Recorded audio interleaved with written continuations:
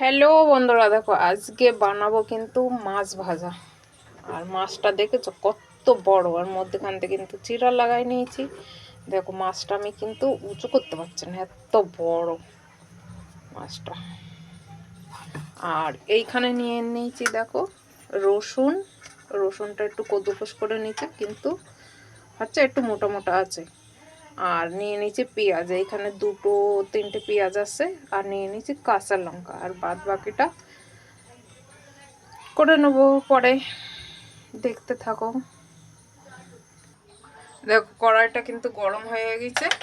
কড়াই গরম হয়ে গেছে, দিয়ে দেবো তেল।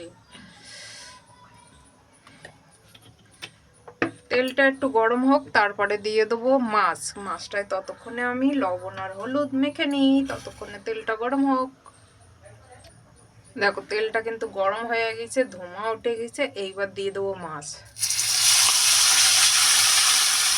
পুরো কড়াই জুড়ে এসে গেছে মাছটা। এবার মাছটা ভালো করে ভাজা হোক, গ্যাসটা কিন্তু কম আছে। এক পিঠটা একটু হালকা করে ভাজা হয়ে যাবে, তারপরে উল্টে দেবো। উল্টে দেওয়ার পরে কিন্তু আমি মশলাগুলো দেবো। মাছটা এবার উল্টে দেবো, সাবধানে উল্টাবে, নাহলে কিন্তু ভেঙে যাবে।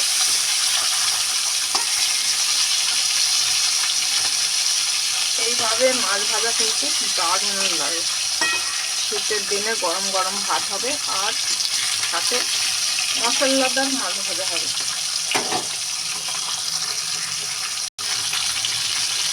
দেখো আমার কিন্তু মাছের দুই পিঠে চিরাই ভাজা হয়ে গেছে, শক্তও কিন্তু হয়ে গেছে।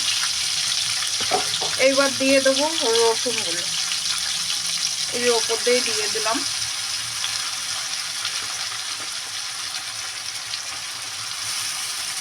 তারপরে দিয়ে দেবো পেঁয়াজগুলো।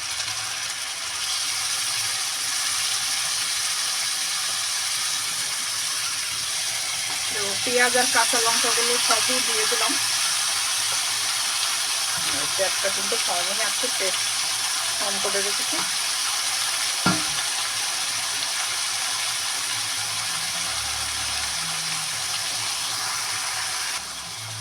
এইবার দিয়ে দেবো লবণ। মাছে কিন্তু লবণ দিয়েছি, তারপরে একটু দেওয়া লাগবে, কেননা পেঁয়াজ রসুন দিয়ে দিলাম তো, এর জন্য। আর দেবো হলুদ।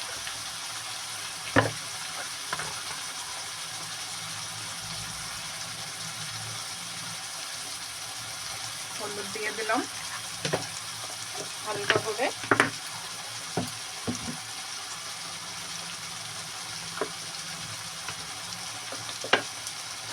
আর দেবো লঙ্কার গুঁড়ো।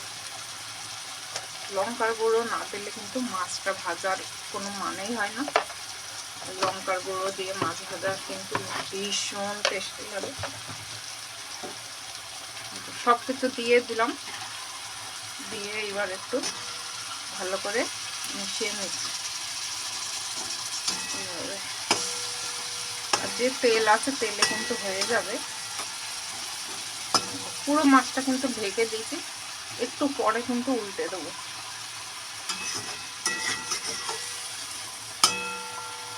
তোমরা এইভাবে মাছটা ভাজা করে দেখো, খুবই টেস্টি লাগে।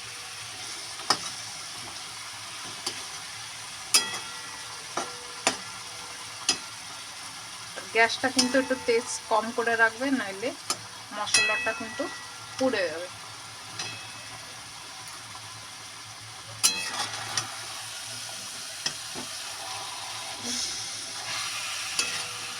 ওই পিঠে কিন্তু মশলাটা মাখানো হয়ে গেছে। এইবার দিয়ে দিলাম এই পিঠে।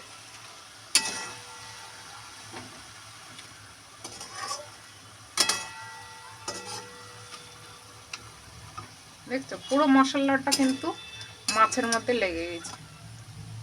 এবার আস্তে আস্তে ভাজা হবে, আর পেঁয়াজ রসুনটাও কিন্তু ভাজা হবে।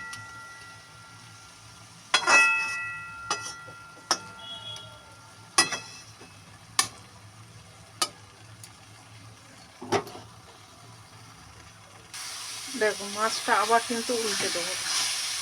ঠিক আছে, এই পিঠের মশলাটা কিন্তু প্রায় লেগে গেছে। আর ঝোলটাও কিন্তু টেনে গেছে। আর সাথে আস্তে আস্তে লঙ্কা এর জন্য দিয়েছি যাতে লাল লঙ্কা যদি একটু কম হয়, যারা লঙ্কা বেশি খাও তারা খেতে পারবে ভাতের সাথে মেখে, এর জন্য কিন্তু আস্ত লঙ্কা দিয়েছি।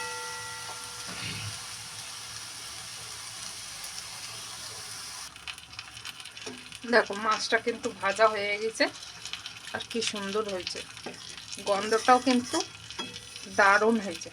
তো এইভাবে তোমরা আস্তে আস্তে গ্যাসটা আস্তে ধিমি করে মাছটা কিন্তু ভেজে নেবে। দেখো কি সুন্দর কালার হয়েছে মাছটার।